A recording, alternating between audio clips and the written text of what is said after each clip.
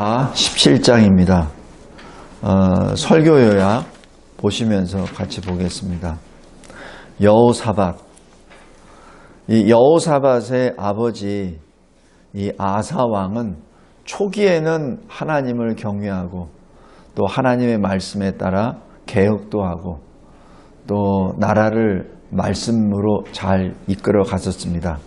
그러나 이 후반기에 말기에 가면은 자기 소견에 오른 대로 하나님께 의지하는 것이 아니라 아람 왕을 의지했고 또 그러다가 죽으면서까지도 하나님을 찾지 않고 죽었다는 그 모습을 지난주에 봤습니다. 이제 오늘 역대하 17장에서는 그의 아들 여호사밧입니다. 여호사밧이 1절부터 9절까지는 개혁을 단행합니다. 왜? 아버지 아사 왕에 의하여 초창기에는 개혁이 시작됐지만은 후반기에 들면서 점점 하나님으로부터 멀어져 가게 됐죠. 그 나라 자체가. 왜? 왕이 멀어져 가니까 그 나라가 멀어져 갔죠. 그 다음에 10절부터 19절까지는 여호사밧의 이 개혁에 따라 하나님이 은혜와 복을 베풀어 주십니다. 자, 그 내용을 통하여 하나님의 말씀에 순종할 때 하나님이 부어주시는 복을 받는 저와 여러분이 되기를 바랍니다. 먼저 1절부터 9절까지 첫 번째, 아사 왕처럼 아람 왕에게 의지하지 않습니다. 먼저 국방을 견고하게 대비하는데 어떻게 대비하냐면 1절, 2절 보시면 스스로 강하게 하여, 아람 왕을 통해서 나라를 강하게 하는 것이 아니라 스스로 자주 국방을 합니다. 그리고 2절에 보면 어떻게 국방을 하냐면은 견고한 성읍에 군대를 주둔시킵니다. 그러니까 언제든지 전쟁이 일어나면은 바로 방어를 할 수 있도록, 전쟁을 할 수 있도록 각 성읍에 군대를 주둔시키고, 그리고 유다 땅과 에브라임 땅 일부, 이 에브라임 땅은 저 북이스라엘 쪽에 속했지만 아사 왕 아버지가 있을 때 북이스라엘 땅을 몇 개를 수복을 했죠. 그래서 그 땅에다 영문을 두었다. 여기서 영문이라고 하는데 원어적으로 하면은 주둔지를 말합니다. 그러니까 군부대입니다.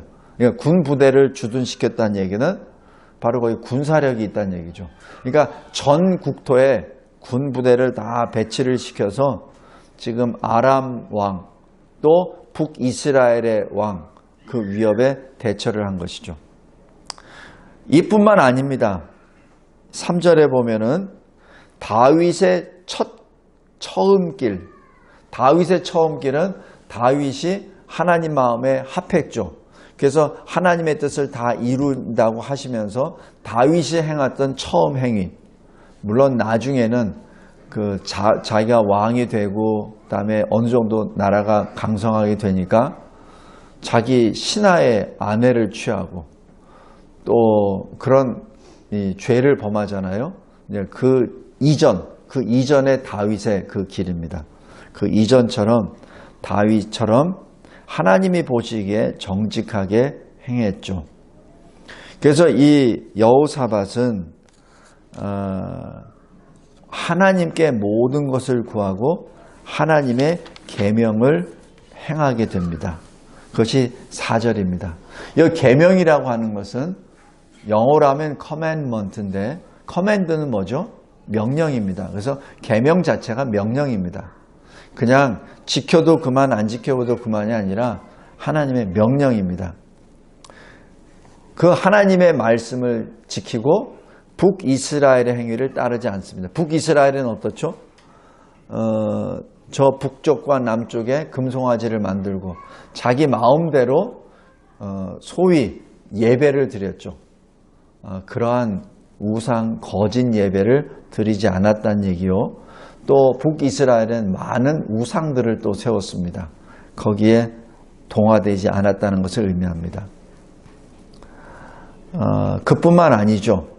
지금 이 여호사밧 왕은 여기 하나님의 이름을 더욱더 온전하게 부리기 위하여 6절에 보면 모든 우상들을 제거합니다. 우상들을 제거합니다. 이것이 쉬운 일이 아닙니다. 아사왕도 한다고 했는데 처음에 좀 하다가 나중에 안 하다 보니까 우상들이 또 많이 세워졌죠. 그래서 우상이란 존재가 그렇습니다.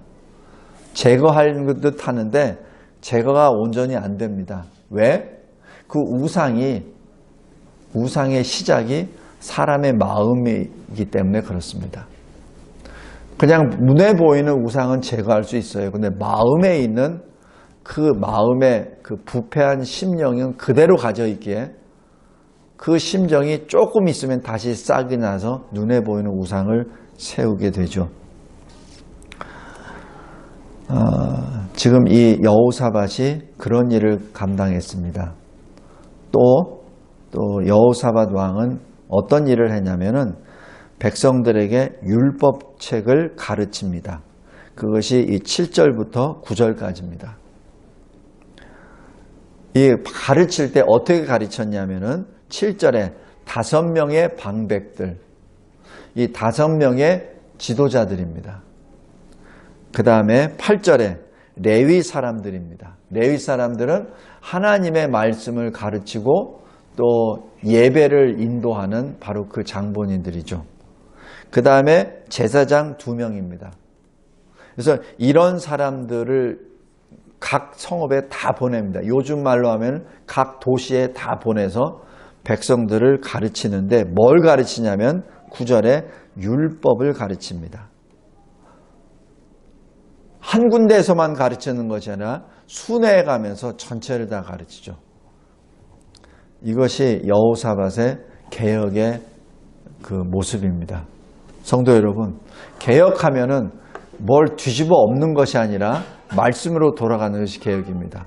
지금 여호사밧 왕은 자기가 왕이 된 이후에 자기 나라 백성들에게 지금 하나님의 말씀을 계속해서 가르칩니다. 그 말씀을 가르치면서 백성들에게 교육도 되지만은 가르치는 자들을 통하여 더욱더 자기들이 하나님 앞에 온전히 서도록 하죠. 7절의 방백들은 그 직무가 뭐냐면 재판관들입니다. 그러니까 자기가 가르쳐 놓고 자기가 제대로 재판하지 못하면 어떻게 되죠? 안 되죠.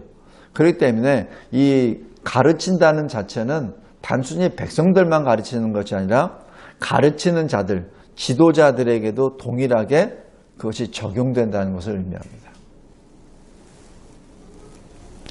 성도 여러분, 이러한 일로 인하여 하나님께서 이 유다에 복을 내려주십니다. 유다에 복을 내려주셔서 여기 10절 보십시오. 여호와께서 유다 사방의 모든 나라에 두려움을 주사 여호사밧과 싸우지 못하게 하시며, 그러니까 이렇게 개혁을 단행하고 나니까 주변 국가가 전부 다 잠잠해졌죠. 그러니까 자연스럽게 유다는 평강을 누리게 되었습니다. 아사왕 말기에는 어떻게 됐죠? 북이스라엘이 일어났죠. 위협을 했잖아요. 그러니까 그것을 하나님께 부르짖기보다는 북이스라엘의 북방에 있던 아람에게 지원 요청을 했죠. 그러니까 북이스라엘이 물러가긴 물러갔지만 그 아람이 더 힘을 얻어서 나중에는 더 위협 세력이 되어버립니다. 그것은 사람의 방법이요. 하나님의 방법은 딱 하나입니다. 하나님이 직접 일하십니다. 그래서 아무런 후유증도 없고 아무런 잡음도 없이 잠잠하게 만들어 버리십니다. 이것이 여호사밧의 개혁과 하나님이 주시는 선물입니다. 두 번째, 하나님이 주시는 그 복일 10절부터 19절까지 쭉 나오는데 하나님이 직접 유다를 지켜주십니다. 그것이 10절이죠. 우리가 이 세상을 살면서 어떤 어려움에 직면할 때가 있을 때 사람의 방법으로 하게 되면 분명히 거기에 어떤 부작용이 나타납니다. 우리도 왜 무슨 약 먹고 난 다음에 항상 부작용이 있잖아요. 그죠? 영어로 하면 side effect인데 이게 꼭 뭘 하다 보면 꼭 거기에 나오는 부작용이 있어요. 내가 누구에게 부탁을 해서 어떤 게 얻었습니까? 그러면 또 반드시 그 사람에게 갚아줘야 돼요. 그거 없이 도와주는 일이 없어요. 내가 이것을 막으면 이걸 막는 것 때문에 다른 데가 뚫리고 하여튼 여러 가지 일들이 발생이 됩니다. 그런데 하나님이 친히 행하셨을 때는 모든 것이 안전합니다. 거기에 대한 증거가 바로 11절입니다. 블레셋 사람들 중에서는 여호사밧에게 조공을 바치는 일까지 생깁니다. 그러니까 그냥 평화가 있을 정도가 아니라 이 유다를 오히려 상국으로, 오히려 이 유다를 섬기는 그러한 역사가 일어나죠. 마치 과거 이 솔로몬 시대에 있었던 그 역사가 이 유다에도 일어납니다.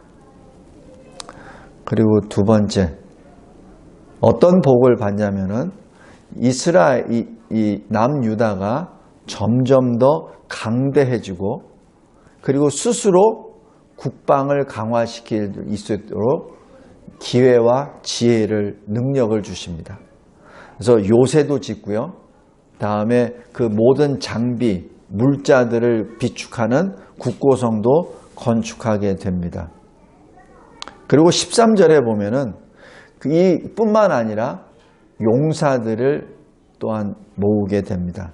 용사가 어느 정도냐면 14절부터 여기 18절까지 쭉 나오는 그 용사의 총 수가 116만 명입니다.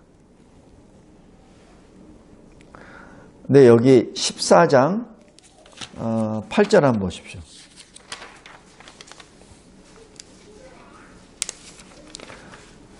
이 선친 아버지 왕 아사 왕이 있을 때 군대 수, 병력 수가 8절에 보면은 58만 명입니다.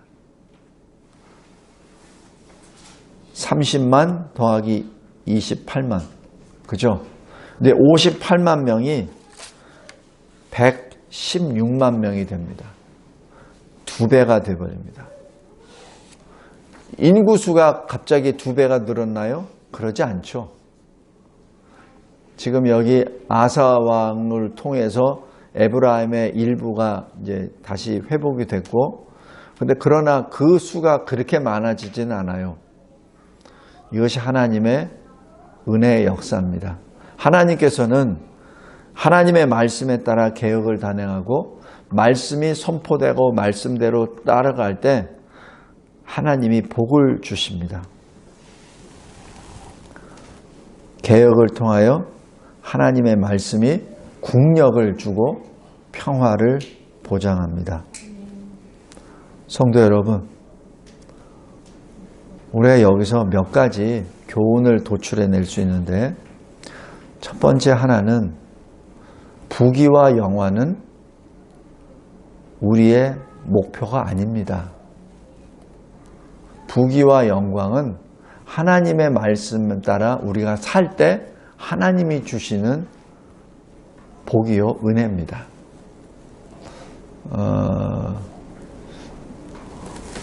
왜 우리가 돈을 벌려고 하잖아요. 돈을 벌려고 돈을 보면서 나아갈 때는 모든 것이 비참해집니다. 왜냐하면 그 돈이 목적이 되면 돈을 벌기 위해서 때로는 내가 굴욕적인 일도 허용해야 되고, 또 그 돈을 벌기 위하여 내 사랑하는 사람들까지도 포기해야 되고, 또 돈을 벌기 위하여 내가 모든 것을 다 감수해내가면서 얻습니다. 만약에 돈이 삶의 목적이 된다면. 그런데 하나님이 나의 삶의 목적이 되면 그 돈은 따라옵니다. 그 돈은 따라옵니다.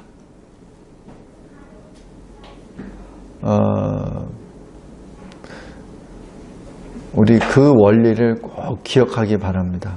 돈을 따라가면 나는 돈의 노예가 되어버려요.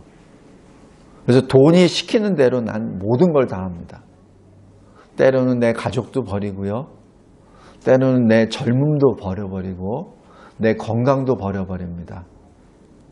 그래서 돈은 얻긴 얻는데 모든 것을 잃어버리죠.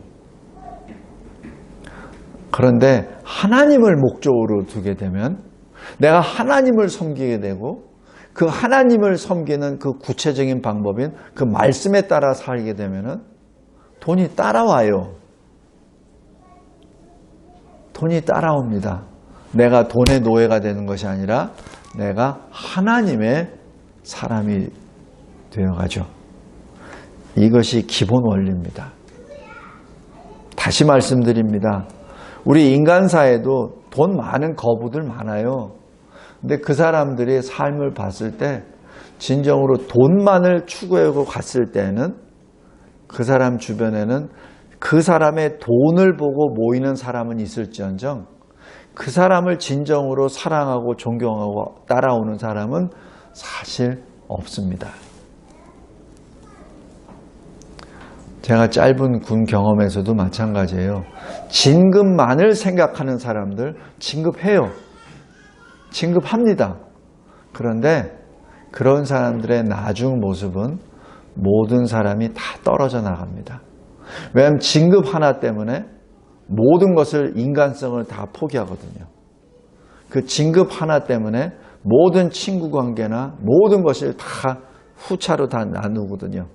그러니까 그 일이 다 끝나고 난 다음에 그 사람의 주변에는 아무도 없습니다. 우리 꼭 명심하시기 바랍니다. 돈을 진짜 벌길 원합니까? 그렇다면 하나님께 먼저 나아가십시오. 여기 여호사밧도 마찬가지입니다. 나라를 진정으로 지키고 싶습니까? 백성들을 제대로 지키고 다스리고 싶습니까? 그럴 때 뭘 했죠? 하나님께 나아갔죠. 그때 하나님이 해주시잖아요. 그게 원리예요. 우리 다니엘도 봐요. 포로로 끌려갔잖아요. 그런데 포로로 끌려가서 무엇을 위해 살았죠? 하나님 말씀대로 살았잖아요. 왜? 하나님이 다니엘의 목적이 되니까. 그러니까 어떻게 돼요? 다니엘에게 지혜를 막 주시잖아요. 그러니까 노예로 잡혔던 사람이 나중에 총리가 되잖아요. 다니엘을 죽이려고 했었던 그 바벨론의 그 주변에 그 진짜 권력 있는 자들이 다니엘을 죽이려고 했었으나 어떻게 하죠? 하나님이 다니엘을 지켜주시잖아요. 요셉도 마찬가지예요. 요셉이 팔려갔잖아요. 그러다가 하나님의 말씀으로 끝까지 지켰죠. 그런데도 감옥에 갔잖아요. 근데 나중에는 어떻게 되죠? 하나님이 지혜를 부어주시잖아요. 그래서 어떻게 해요? 애굽의 총리가 되잖아요. 물론 그런 사람들만 다 있는 것은 아닙니다.